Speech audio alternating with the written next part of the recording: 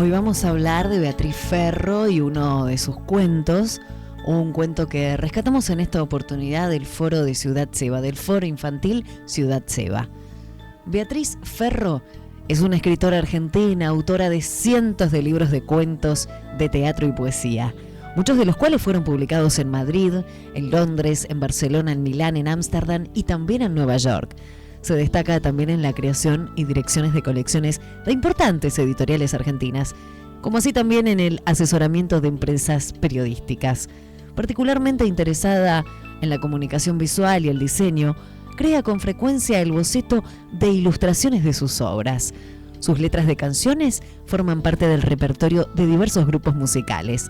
Entre los últimos premios recibidos destaca el Pregonero de Honor, otorgado en 2001 por Fundación del Libro.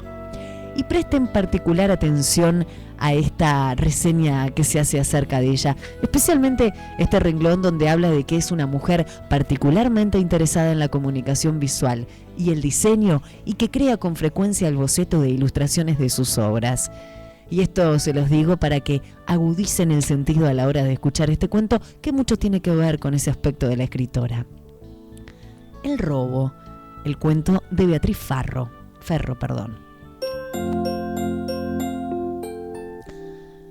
No era la primera vez que aparecía por allí. El visitante recorría las salas del museo mirando los cuadros casi de reojo, por cortesía, hasta llegar a Jardín en Otoño.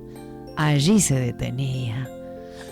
Era un jardín simétrico, con dos senderos que abrazaban un macizo central de flores lilas y se perdían a lo lejos.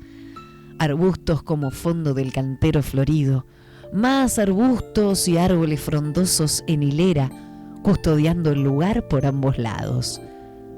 Un plácido jardín de otros tiempos, solitario y dueño de sí mismo. Ausente la casa, si la había, debía ser una casona cerrada y sin gente. Uno podía recorrer con los ojos los senderos hasta el impreciso horizonte de follaje y preguntarse ¿qué habría más allá?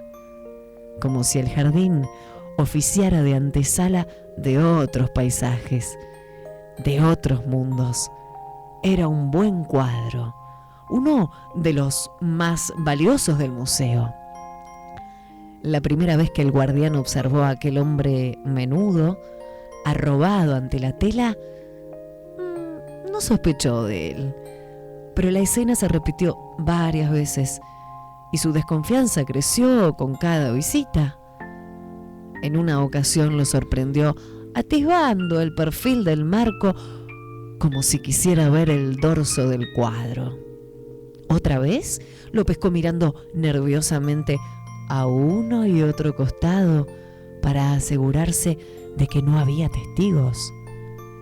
El guardián sabía que el robo era inminente y trató en vano de imaginar qué recursos usaría, en qué momento y si tendría cómplices.